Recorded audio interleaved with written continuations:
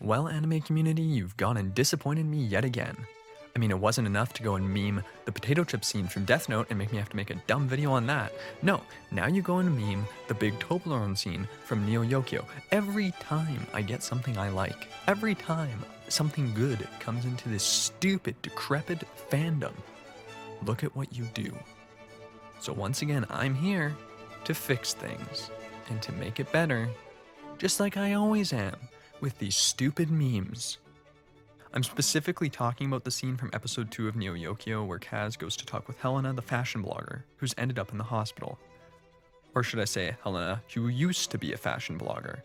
See, she's given up on that life. No more of that systematic bullshit for her, it's time to break free of those confines, boys and girls. As with analyzing any scene, there are 3 elements which I think are the most important. The shot composition, the layout of the characters within their setting, and the words being spoken. Of course, combining all of these things together to gain meaning is what good filmmaking is all about. First, Kaz-kan opens the door and enters the hospital room. In his first line of dialogue, he says, "I brought you a big Toblerone." We then cut to a shot of the Toblerone sitting on the bedside table. Kaz then sits down and talks about how he's excited for the black and white ball, but he doesn't know what he's going to do since he accidentally purchased a midnight blue tuxedo.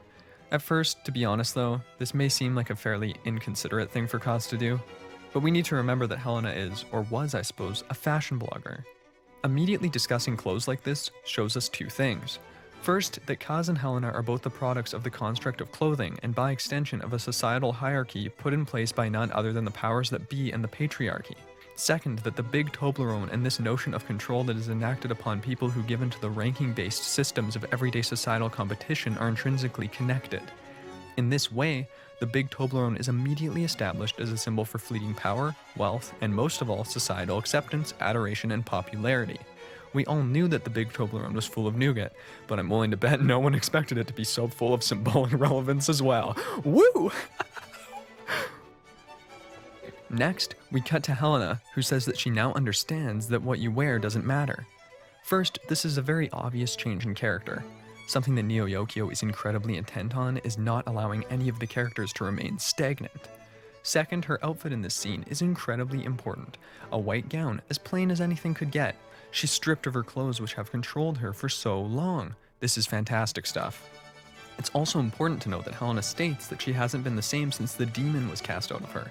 This connects fashion and all of the symbolic ideas tied to the Toblerone to evil, while thus tying the Toblerone itself to evil. So you might be wondering, what's evil about a Toblerone?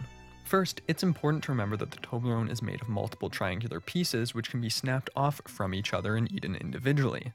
The triangle is frequently used as a way to denote a character as villainous, due to the sharp edges of the triangle. This can be seen in almost any Disney movie. However, it is far more important to remember the Toblerone scandal which occurred last year in 2016. The Toblerone's shape was changed, which resulted in some people saying that the Toblerone looked stupid now.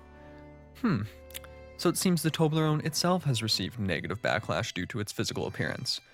A coincidence? I think not. Since the Toblerone's a mere commodity, this isn't too shocking though.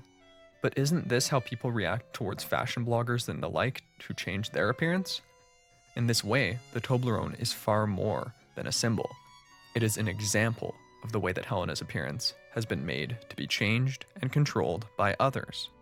Now let's go back to the scene again and look at the distance between the characters. As you can see here, there's a similar distance between Kaz and Helena and Kaz and the Toblerone throughout. As the scene progresses and Helena tries to convince Kaz to boycott the black and white ball, he moves toward her. This is to represent that he's still listening to her. And then there's the famous line, "You know what, Helena? You don't deserve this big Toblerone." After he finishes, we see the 2 characters from behind and the Toblerone resting on the bedside table. Lightning flashes. It's pretty obvious here. The nefarious intent of the Toblerone is being made clear. And holy shit, does this give me shivers. Kaz, by saying that she doesn't deserve the big Toblerone, is also saying that she doesn't need to be held back and held down by the ideals of others, and how those ideals have affected her appearance. However, this means that she will lose much of the wealth and adoration that has for so long defined her. The obvious way this is related is through the fact that Kaz has the biggest Toblerone, which is also the most expensive. Also, Toblerones taste great. Through this, we are seeing how Helena is losing the perks that go along with her previous lifestyle. but we're also seeing how those perks boil down to surfacey, material things. I hope I've proven to you guys how important the Toblerone scene is. I hope that I don't have to make another stupid video like this where I have to go into why we don't need to meme anime scenes where there's food in it every time. Okay, have a good day. Bye.